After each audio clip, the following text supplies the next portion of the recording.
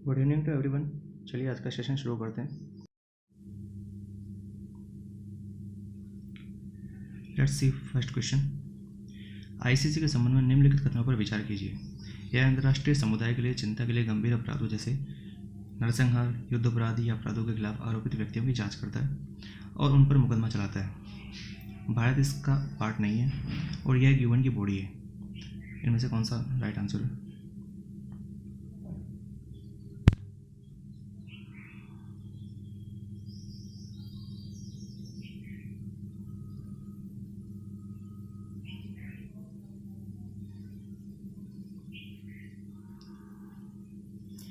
इसका जो right answer होगा फर्स्ट एंड सेकंड। पहला और दूसरा कथन सही है, तीसरा कथन गलत है। अगला प्रश्न, अन्य विदेशी मुद्रा लेनदेन पर निर्भर विदेशी मुद्रा लेनदेन क्या कहलाते हैं?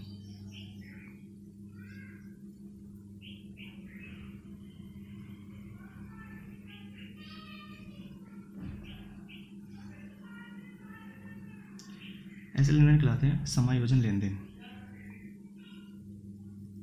लंबी पूंछ वाली बतखों के बारे में कौन से कथन सही है? यह आर्कटिक क्षेत्र में पाई जाती है और इसे यूएन के जो नियत रिटर्न्स के रूप में सूचीबद्ध किया गया है।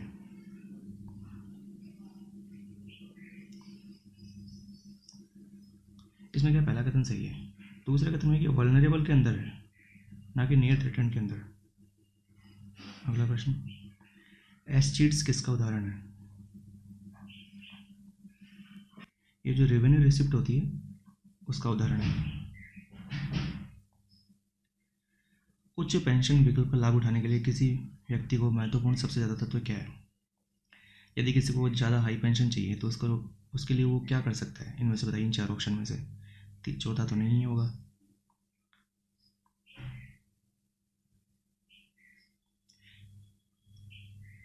इसका राइट ऑप्शन है ऑप्शन 1। क्या कह रहा है कि नियोक्ता ने पेंशन योग्य वेतन की अनिवार्य सीमा से जितना वो पेंशन प्राप्त कर सकता है, लिमिट मिनिमम से, उससे उसने ज़्यादा अंशदान दिया होगा, अपना शेयर ज़्यादा दिया होगा, तभी तो उसको पीएफ में ज़्यादा पैसा मिलेगा। अब और भी इसके बहुत सारे फंक्शन हो सकते हैं, लेकिन हमारे लिए यही सही आंसर है। नेक्स्ट प्रश्न, लॉन्ग टर्म रेपो ऑपरेशंस के बारे में कथन दिए हुए हैं, दोनों कथन दिए हुए हैं, पढ़िए और बताइए।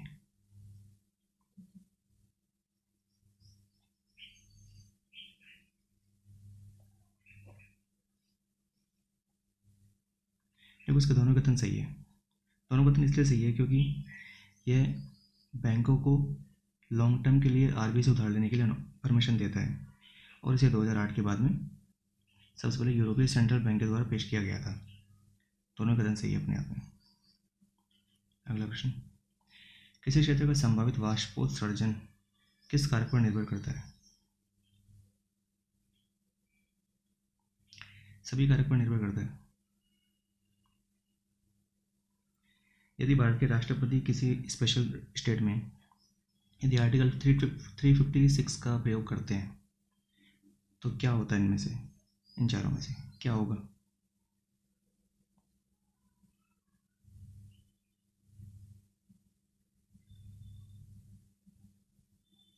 देखो, पहला क्या कह रहा है कि स्वच्छ ऑटोमेटिक रूप से भंग हो जाएगी। ये कहीं लिखा हो थोड़ा ना कि आर्टिकल 356 आएगा तो मतलब ऑटोमेटिक ही बंद कर देगी विधानसभा को, ऐसा नहीं होता। दूसरा कह रहा है उस राज्य के विधानमंडल की शक्तियां संसद द्वारा या उसके अधिकार के तहत प्रयोग की जाएंगी। हाँ, ये सही है। और अनुच्छेद उस 19 का इसको मतलब ही नहीं है 356 से। और राष्ट्रपति उस राज्य से संबंधित कानून बना सकता है, लेकिन सबसे ज़्यादा इसका वर्णन कर रहा है।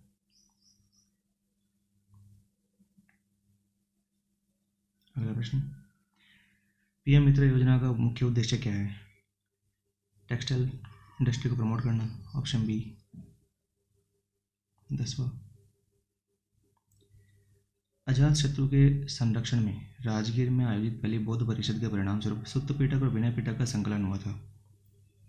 उसके बाद में जो अशोक के संरक्षण में तीसरी बौद्ध संगति हुई, उसमें हीनयान और महायान में का विभाजन हो गया। और थर्ड कह रहा है कनिष्क के संरक्षण में कश्मीर में आयोजित चौथी बौद्ध संगति के परिणाम स्वरूप अभिधम पिटक का संकलन हुआ।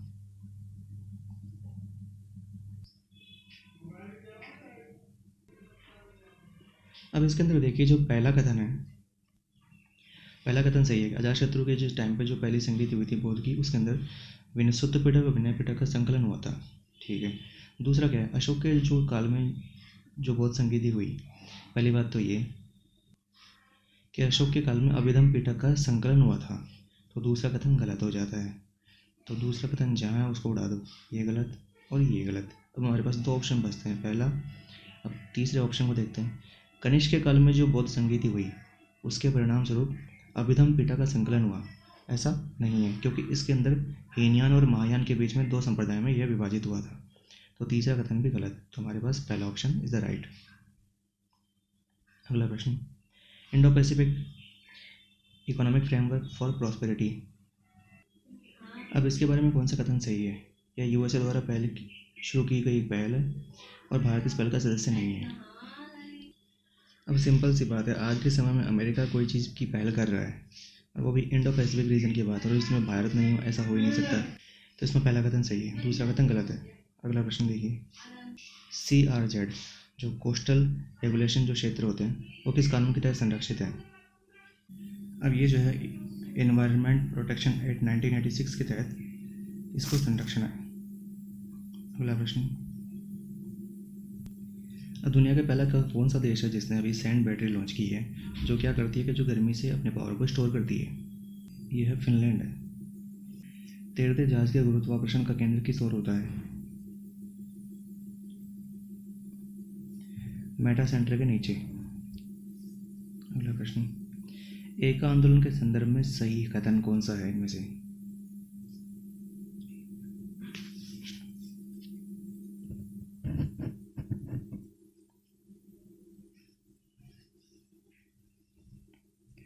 देखो इसका राइट आंसर ऑप्शन सी।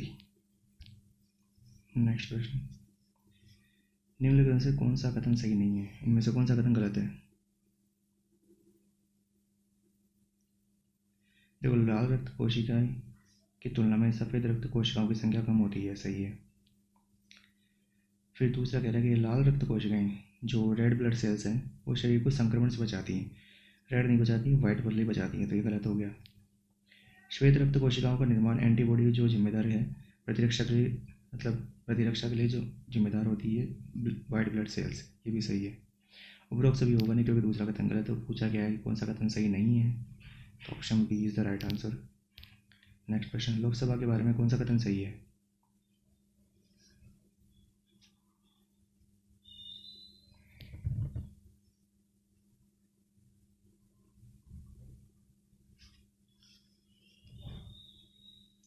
इसमें देखो पहला कथन ही सही है केवल। दूसरा कथन क्या कह रहा है कि राज्यसभा में अविश्वास प्रस्ताव पेश किया जा सकता है, राज्यसभा में नहीं होता, वो केवल लोकसभा के अंदर ही होता है। तो दूसरा प्रश्न गलत है, पहला कथन सही है। आर्टिकल 81 की संरचना लोकसभा से संबंधित है। अगला प्रश्न, इंटरनेशनल माइग्रेशन आउटलुक रिपोर्ट 2022 किसके द्वारा प्रकाशित की गई है? या OECD के द्वारा प्रकाशित की गई है? IPCC की कौन सी धारा महिला तस्करी से संबंधित नहीं है? 375। अगला प्रश्न, झूठ स्मार्ट के संदर्भ में कौन से कथन सही है बताना आपको। 3 कथन दिए हुए हैं।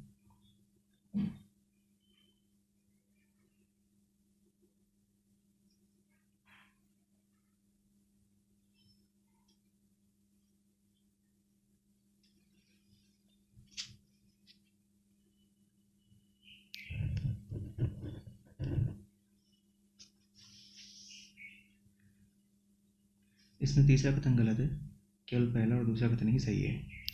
अगला प्रश्न, शांग्री-ला विवाद के संदर्भ में निम्नलिखित कथनों पर विचार कीजिए। तीनों कथन पढ़िए और बताइए कौन सा कथन सही है।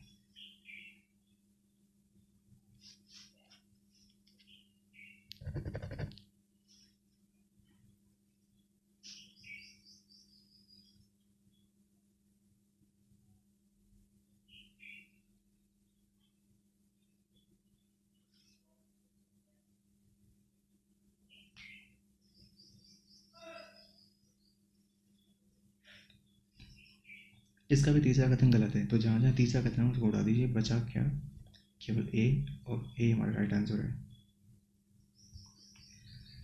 FRP प्रमुख रूप से किसके संदर्भ में प्रयोग किया जाता है? तो शुगर केन के रूप में, सिंपल सा है। तो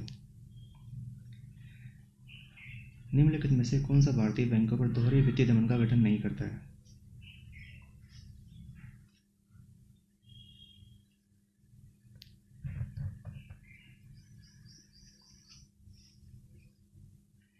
यदि इन्फ्लेशन कम होगा तो बैंकों पर दोहरे वित्तीय दमन नहीं होगा। अगला प्रश्न, कुड्डालोर तट कौन से तट पर स्थित है?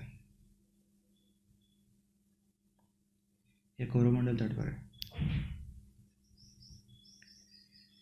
किसी पॉलिटिकल पार्टी को राष्ट्रीय नेशनल यदि पार्टी के रूप में दर्जा प्राप्त करना है तो उसके लिए क्या इम्पोर्टेंस है, इनमें से क्या क्राइटेरिया होता है उनके लिए?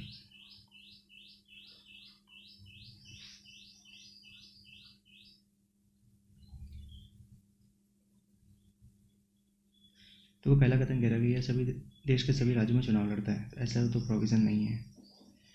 जब यह राष्ट्रीय चुनाव में डाले गए कुल वोटों का कम से कम 5% हासिल करता है, ये भी कथन नहीं है। यदि वह कम से कम 3 राज्यों में मतलब स्टेट लेवल का जो दर्जा प्राप्त होता है, ऐसा भी नहीं है, 4 राज्यों के लिए बोला है। यदि इसे 4 या अधिक राज्यों में एक राजनीतिक दल के रूप में मान्यता प्राप्त है, तो यही असल कथन सही है। अगला प्रश्न देखिए, नए खोजे गए हाई टेम्परेचर सुपर कंडक्टर्स कौन से हैं?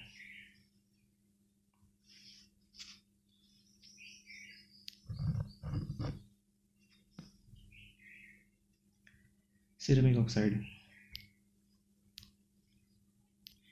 क्रिप्स मिशन जो बना था उसके पीछे मेन टारगेट क्या था?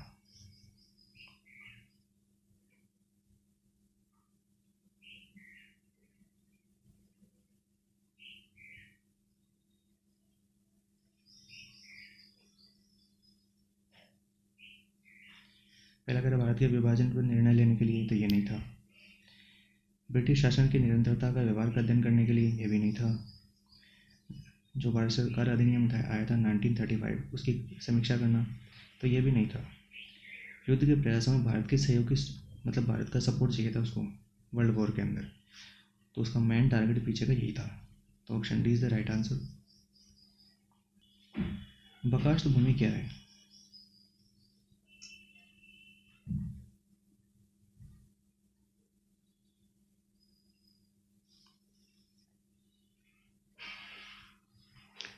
तो बकाष्ठ भूमि क्या होती थी? Option A is the right answer इसका। मतलब जो यदि टैक्स कम नहीं चुका पाए तो उसकी ज़मीन हड़प लेते थे और फिर ज़मींदार क्या करते थे, किसी दूसरे को किराए पर दे देते थे। अब जो किराएदार जो ले रहा है उसके पास उसका अथॉरिटी तो है नहीं, उसकी ना उसका मालिकाना हक है उसके पास। ऐसे लोगों को या ऐसी भूमि को क्या कहते थे? बकाष्ठ भूमि कहते थे। अगला प्रश्न, यशांग महोत्सव क्या है? तो यशांग महोत्सव है मणिपुर में मनाया जाने वाला एक स्प्रिंग फेस्टिवल है। अगला प्रश्न देखिए, 10 डिग्री चैनल अंडमान और निकोबार को अलग अलग करते हैं और कैंपबेल बे राष्ट्रीय उद्यान ग्रेट निकोबार द्वीप पर स्थित है। दोनों कथन सही है। अगला प्रश्न, अभी हाल ही में जो सुप्रीम कोर्ट ने निर्णय दिया कि जो इलेक्शन कमिश्नर है उसका चुनाव कैसे होगा? पहले तो सरकार चुन लेती थी उसको, लेकिन अभी क्या बताएं उसमें कौन कौन होनी चाहिए, कमेटी बननी चाहिए, उस कमेटी के कौन कौन मेंबर होने चाहिए, प्रधानमंत्री, लोकसभा में विपक्ष के नेता या भारत के मुख्य न्यायाधीश। ये तीनों ही कथन सही है। सिंपल सा आंसर है, तो करंट में भी बहुत लेटेस्ट इशूज बना है इसका। हाल ही में समाचारों में वहाँ मानहानि शब्द का उल्लेख निम्नलिखित में से किस अनुसूची या कानून के अंदर किया गया है?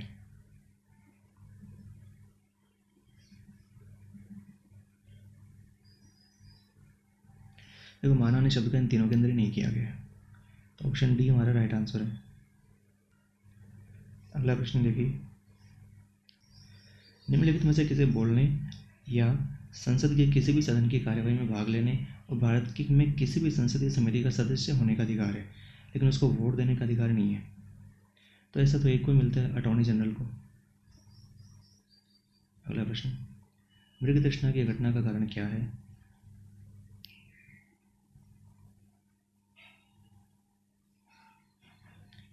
Option C is the right answer. अगला प्रश्न, विभूति भूषण वन्यजीव अभयारण्य किस राज्य में स्थित है? तो ये बंगाल में स्थित है।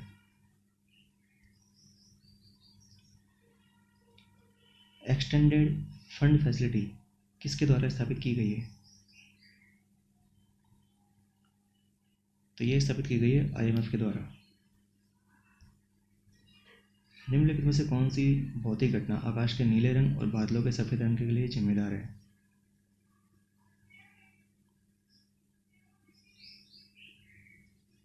स्कैटरिंग। अगला प्रश्न देखो, इसमें 2 कथन दिए हुए हैं। UN जो सिक्योरिटी काउंसिल है उसमें 5 स्थायी सदस्य होते हैं और 10 अस्थायी सदस्य होते हैं, और इसकी जो प्रेसिडेंसी है वो हर साल बदलती रहती है। इनमें से कौन सा कथन सही है? बहुत ही सिंपल सा आसान प्रश्न है। देखो, पहला कथन सही है। दूसरा कथन इसलिए गलत है क्योंकि प्रेसिडेंसी सालाना वर्ष में नहीं बदलती। एक जो चुनता है, जो 10 चुनने जाते हैं वो 2 वर्ष के लिए चुने जाते हैं, जो 2 वर्ष होता है। तो दूसरा कथन गलत, तो पहला कथन सही। अगला प्रश्न, मिट्टी के संबंध में निम्नलिखित में से कौन सा कथन सही है?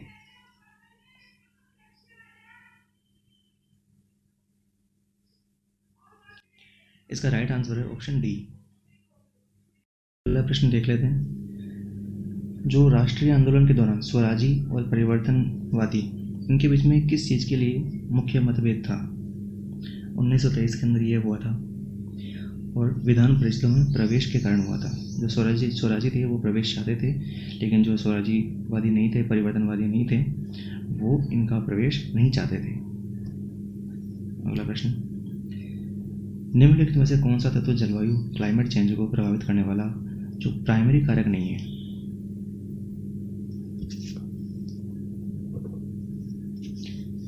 इसका ऑप्शन है टी। अगला प्रश्न, अमचांग वाइल्ड लाइफ सेंचुरी किस राज्य में स्थित है? यह असम में स्थित है।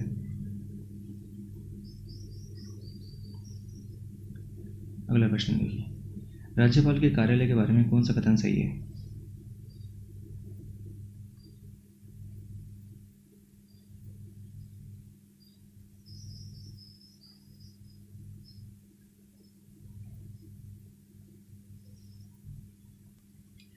इसमें देखिए, पहला कह रहा है कि राज्यपाल जो है वो राज्य का मुख्य विधायी प्रमुख है।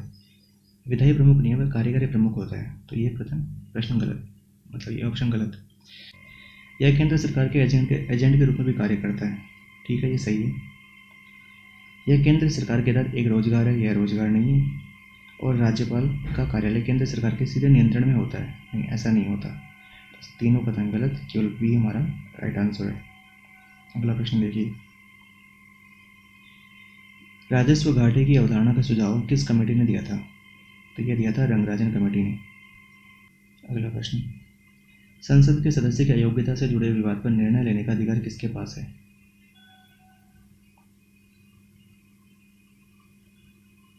इसमें प्रेसिडेंट के पास होता है। अगला प्रश्न, जब किसी उपभोक्ता की आय गिर जाती है तो जो घटिया वस्तु के मूल्य मांग वक्र पर क्या प्रभाव पड़ता है? वह राइट साइड की तरफ शिफ्ट हो जाता है।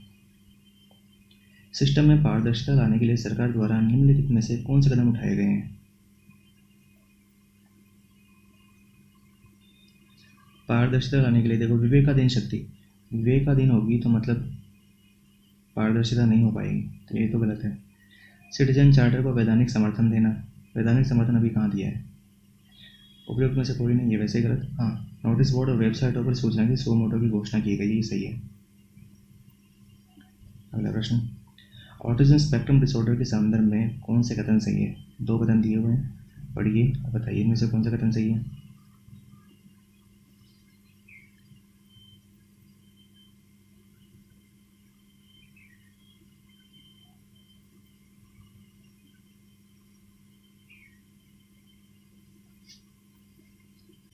इसका तो दोनों कथन सही है। चलिए अगला प्रश्न, निम्नलिखित में से कौन सा ट्रैक वर्तमान में G20 के पार्ट है?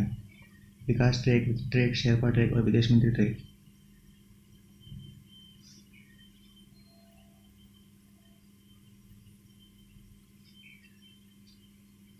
इसका ऑप्शन है डी। चैलेंजर 2 हाल ही में समाचारों में रहा है, वह क्या है? यह एक युद्ध टैंक है। यूएपीए अधिनियम के प्रावधान कहाँ पर लागू होते हैं? केवल भारत के नागरिक पर, वो भी भारत के अंदर ही, या सरकार की सेवा में कोई भी व्यक्ति हो, चाहे वे कहीं पर भी हो, या भारत में पंजीकृत जहाज या विमानों पर या व्यक्ति जो भारतीय क्षेत्र में है। मतलब किसी जहाज पर कोई व्यक्ति है, किसी विमान के अंदर कोई व्यक्ति बैठा हुआ है और वो भारतीय क्षेत्र के अंदर है, तो उस पर ये यूएपीए के कानून लगते हैं।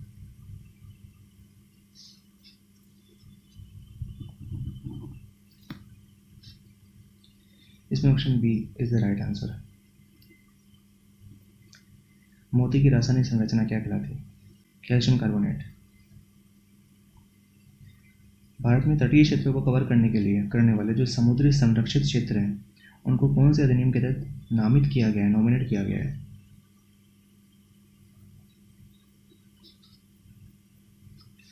तो ये है वन्यजीव संरक्षण अधिनियम 1972।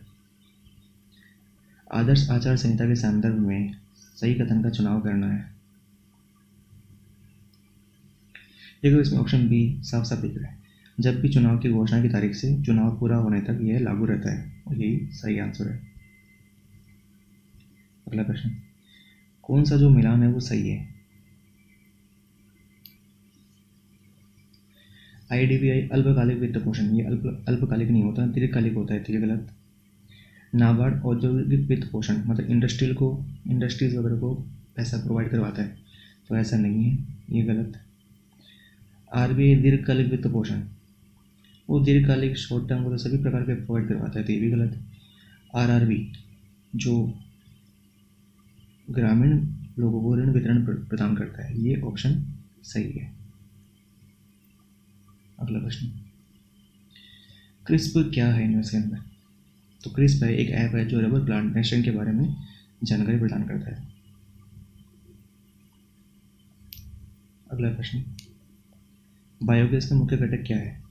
तो बायोगैस किससे बनती है? मीथेन और कार्बन डाइऑक्साइड से, तो ऑप्शन ए।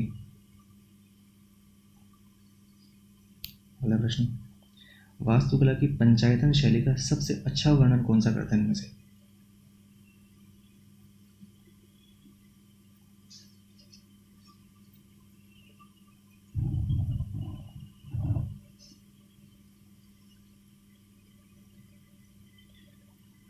देखो मुख्य देवता को मध्य में रखते हुए गर्भगृह को 4 खंडों में विभाजित किया गया है, तो 4 खंडों में विभाजित नहीं करते हैं वो। मुख्य मंदिर 4 कोनों पर 4 छोटे सहायक मंदिरों के साथ एक आयताकार चबूतरे पर बनाया गया है, ये सही है। 2 कथन और पढ़ लेते हैं। मंदिर को 5 परतों वाले एक मंच पर उठाया गया है, जिससे सीढ़ियों की विशेषता, मतलब जिसमें सीढ़ियाँ भी होती हैं, तो सीढ़ियाँ नागर शैली में होती है, इसमें नहीं है। और मंदिर की छत कई स्लैब से बने होते हैं जो धीरे धीरे एक सिंगल तक बढ़ जाती है, ये भी नहीं है, तो हमारा दूसरा कथन ही सही है।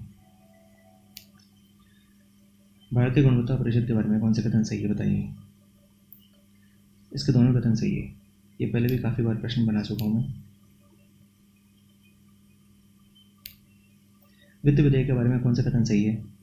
यह अनुच्छेद 117 द्वारा शासित है संविधान के, मतलब संविधान के 117 के तहत इसको पेश किया जाता है, ये इसका कथन सही है। और इसे बजट से पहले पेश किया जाता है, ऐसा नहीं है, बजट से पहले नहीं पेश किया जाता, तो दूसरा कथन गलत, पहला कथन सही। अगला प्रश्न, समाजवादी अर्थव्यवस्था से संबंधित नहीं है, ऐसी कौन सी विशेषता है वो?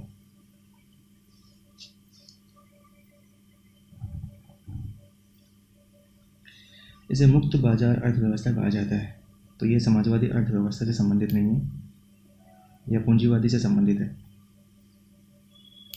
अगला प्रश्न, ब्रिक्स देशों के बारे में विचार करना है, 2 कथन दिए हुए हैं, दोनों में से बताइए कौन सा कथन सही है?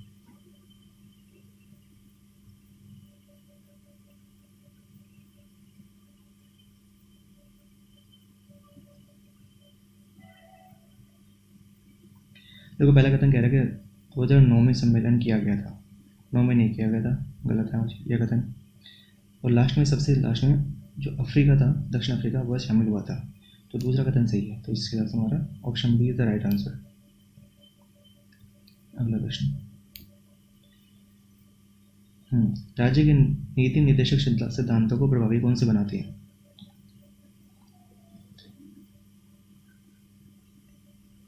तो देखो इस तीनों कथन सही है, तो इसमें ऑप्शन डी हो जाएगा, क्योंकि जिम्मेदारी उन्मूलन का उन अधिनियमों का पारित होना, ये भी सही है। MDM, ये भी सही है।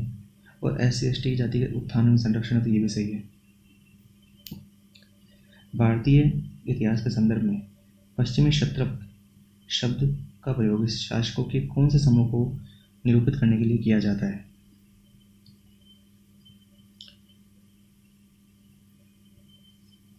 तो शकों के लिए किया जाता है। यूरिया की रासायनिक अभिक्रिया किसके द्वारा होती है? तो इसमें अमोनिया और कार्बन डाइऑक्साइड। आर्थिक रूप से अविकसित देशों के लिए कौन सी चीज सही नहीं है?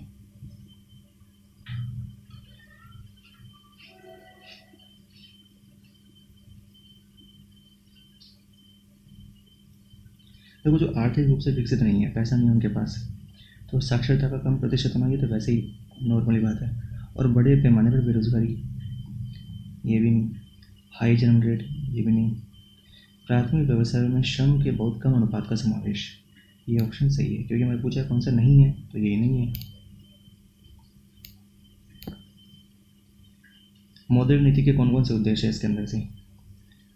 धन में मतलब मनी सप्लाई को बढ़ाना, विनिमय एक्सचेंज रेट को फिक्स करना, और जो प्राइस एक्सचेंज होती है उसको फिक्स करना, अंशकालिक रोजगार वृद्धि थोड़ा होगी, और आर्थिक विकास।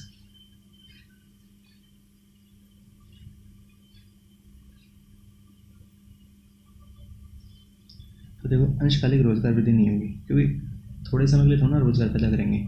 RBI की मौद्रिक नीति ये चाहेगी कि काफ़ी ज़्यादा समय तक लोगों के पास रोजगार हो। तो देखो, इसमें जो चौथा ये गलत, इसमें चौथा ये गलत, उपरोक्त सभी के अंदर भी चौथा है, तो ये भी गलत। तो ऑप्शन ए की बचता है हमारे पास, A. Option A is the right answer. Eurasian गिफ्टराउंड गिल्ड के बारे में कौन सा कथन सही है? वे ज़्यादातर भूमध्य सागर की सीमा वाले देशों में पाए जाते हैं, और इन IUCN की सूची के तहत जो कमजोर वर्ग के रूप में वर्गीकृत किया गया है। इसमें दूसरा कथन गलत है, पहला कथन सही है, तो हमारे पास option A is the right answer.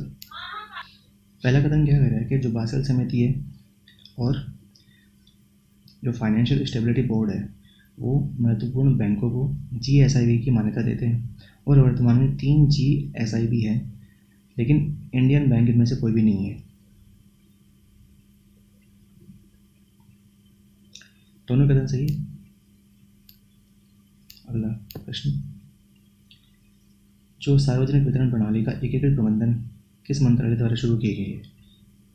तो ये तो उपभोक्ता मंत्रालय के तहत। चलिए, आज के लिए इतने काफ़ी, अगली बार फिर मिलेंगे अन्य प्रश्नों के साथ। तब तक के लिए धन्यवाद।